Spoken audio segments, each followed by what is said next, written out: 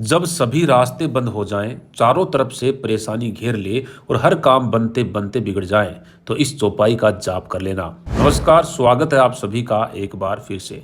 दोस्तों, जब हनुमान जी का साथ हो तो सभी काम अपने आप बनते चले जाते हैं। वैसे तो हनुमान चालीसा के पाठ में ही इतनी शक्ति है कि हम जो सोच भी नहीं सकते वो काम बन जाते हैं। यदि कोई भक्त सच्चे मन से और कुछ नियमों का पालन करते हुए हनुमान चालीसा का पाठ रोज करे तो उसको सभी कार्यों में सफलता मिलती चली जाती है। जो काम बनते बनते बिगड़ जाते हैं उनको भी भगवान किसी ना किसी रूप में आकर पूर्ण कर देते हैं।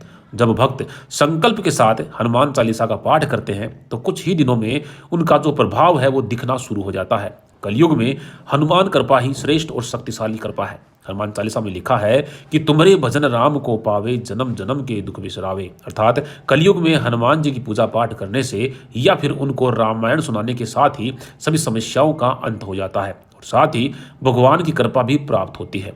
कलयुग को राहु युग या शनि युग भी कहें तो कोई अतिशयोक्ति नहीं होगी, क्योंकि इस युग में माया जितनी बलवान होगी उतना ही राहु और शनि ग्रह का प्रभाव भी बढ़ेगा। माया यानी इंद्रियों के वशीभूत होकर लोग गलत कार्य करेंगे और फिर परिणाम स्वरूप शनि ग्रह से सजा भी भुगतेंगे, लेकिन सजा भुगतने के बाद भी फिर से माया में उलझ जाएंगे। इसी प्रकार कलयुग में मनुष्य का मन जो है वो पाप रूपी सरोवर में मछली बनकर के रह जाएगा। उस समय एकमात्र हनुमान नाम ही उनका उद्धार कर सकता है। आपको बताते चले कि त्रेता युग में शनि, राहु आदि ग्रहों को रावण की कैद से छुड़ाने पर शनि देव ने हनुमान जी को वरदान दिया था कि जहां आपकी सेवा और राम का नाम होगा वहां मैं और मेरा दुष्प्रभाव कभी निवास नहीं करेगा। साथ ही राम की भक्ति करने वालों पर मैं स्वयं भी कृपा करूंगा। इसलिए किसी को किसी भी प्रकार की कोई पीड़ा या संकट हो तो अपने घर पर रामायण या रामचरितमानस का नित्य पाठ करें। ऐसा करने से उन्हें सभी प्रकार के कष्टों से राहत मिल जाएगी।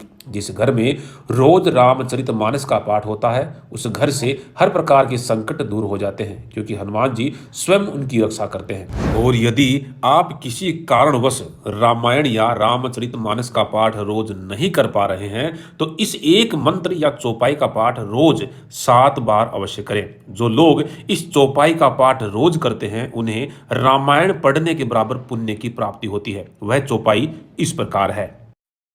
आदौ राम तपोवनादि गमन हत्वा मृग कांचनम वैदिहि हर्ण जटायुमर्णम सुग्रीव संभाषणम बालिनिर्दलन समुद्रतरण लंकापुरी दाहन पश्चाद रावण कुंभकर्ण हनन एतद्धि रामायणम। यदि आप भी हनुमान जी के सच्चे भक्त हैं तो इस जानकारी को अन्य लोगों तक भी अवश्य पहुंचाएं और कमेंट बॉक्स में जय श्री राम अवश्य लिखें। धन्यवाद।